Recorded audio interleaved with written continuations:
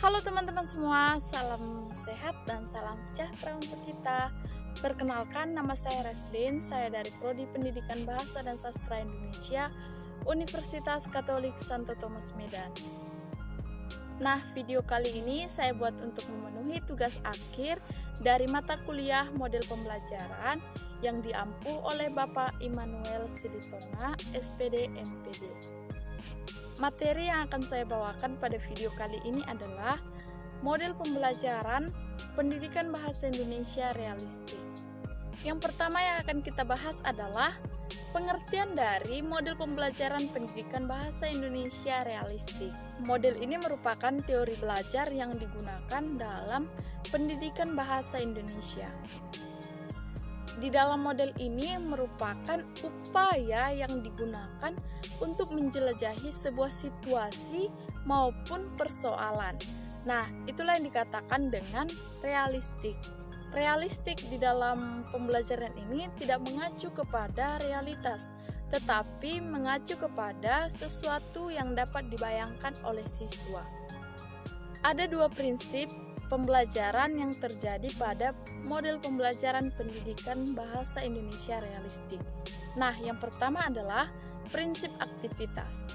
Nah, prinsip ini menyatakan bahwasanya bahasa Indonesia itu dapat dipelajari dengan melakukannya sendiri. Nah, contohnya ketika kita sedang bertutur, kita melakukan interaksi yang menggunakan bahasa Indonesia. Jadi, dengan seringnya kita bertutur, maka kita akan lebih baik mengucapkan bahasa Indonesia yang baik dan tepat. Yang kedua ada prinsip realistik. Nah, prinsip realistik di sini menyatakan bahwasannya pembelajaran itu dimulai dari masalah-masalah yang ada di dunia nyata yang dekat dari pengalaman siswa. Prinsip ketiga adalah prinsip penjenjangan. Nah, prinsip penjenjangan ini menyatakan bahwasanya pemahaman seseorang siswa terhadap bahasa Indonesia itu melalui tahap penemuan masalah, penyelesaian kontekstual, kemudian pemerolehan kesimpulan secara menyeluruh. Prinsip keempat adalah prinsip bimbingan. Nah, seseorang siswa dapat memahami pembelajaran ketika dia dibimbing oleh gurunya.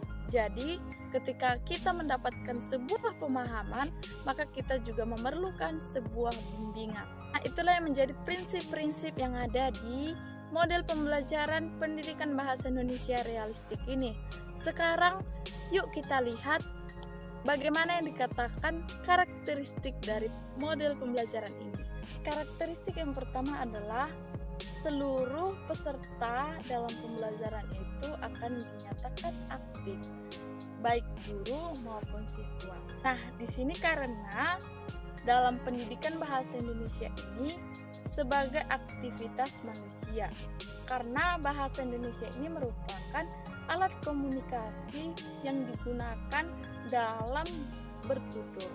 Jadi, dinyatakan aktivitas karena digunakannya dalam kehidupan sehari-hari. Karakteristik yang kedua adalah memulai dengan masalah realistik. Jadi dalam pendidikan bahasa Indonesia realistik ini akan digunakannya masalah yang dapat dibayangkan oleh siswa. Dengan adanya realistik ini, maka siswa itu akan mudah untuk mencermatinya dan menanggapi suatu persoalan.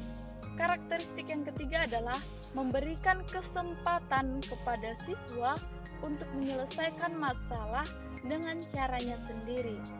Dan karakteristik yang keempat adalah pembelajaran yang tidak harus di dalam kelas. Jadi, pembelajaran pendidikan bahasa Indonesia realistik ini bukan hanya di kelas, tetapi bisa di luar kelas, baik di dalam lapangan maupun di area persekolahan. Karakteristik yang kelima adalah guru bertindak sebagai fasilitator.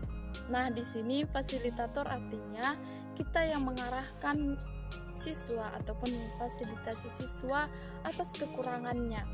Contohnya, ketika siswa meminta untuk sebuah penjelasan, maka guru akan bertindak sebagai fasilitator dengan menjelaskan apa yang dipertanyakan oleh siswa tersebut.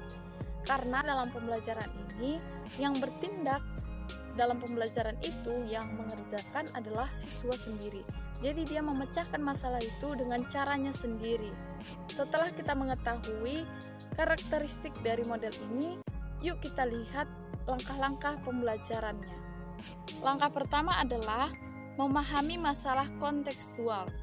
Jadi masalah kontekstual ini diberikan oleh guru dan siswa dituntut untuk memahami masalah tersebut. Langkah kedua adalah menjelaskan masalah kontekstual. Nah, disinilah guru bertugas untuk menjelaskan situasi dan kondisi masalah dengan memberikan petunjuk seperlunya terhadap bagian-bagian yang belum dipahami siswa. Langkah ketiga adalah menyelesaikan masalah kontekstual dengan cara guru memberikan motivasi, dorongan ataupun saran terhadap apa yang telah dikerjakan oleh siswa pada saat itu. Langkah keempat adalah mendiskusikan jawaban. Nah, di sini guru memberikan ruang dan waktu kepada siswanya untuk mendiskusikan jawaban dari masalah yang diselesaikan oleh mereka. Langkah kelima adalah menyimpulkan. Nah, di sini guru bertugas untuk mengarahkan siswa menarik sebuah kesimpulan dari masalah tadi dan guru bertindak sebagai pembimbing.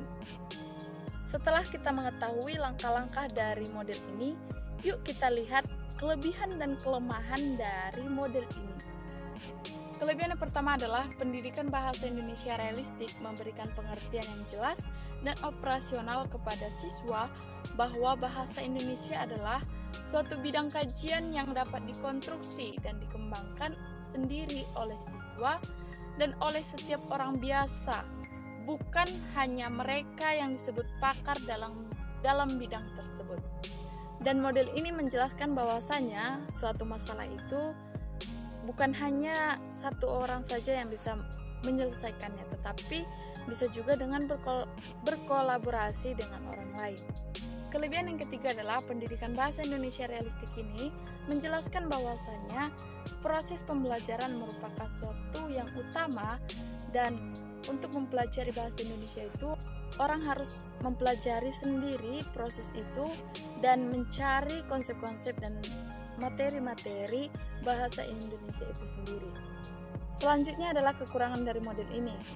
Kelemahannya adalah proses pengembangan kemampuan berpikir siswa dengan memulai soal-soal kontekstual, karena proses dan mekanisme berpikir siswa harus diikuti dengan cermat agar guru bisa membantu siswa dalam menemukan kembali terhadap konsep-konsep bahasa Indonesia tersebut. Baiklah teman-teman, sekian dari penjelasan saya mengenai model pembelajaran pendidikan bahasa Indonesia realistik ini. Kurang dan lebihnya saya mohon maaf dan saya ucapkan banyak terima kasih. Sampai jumpa.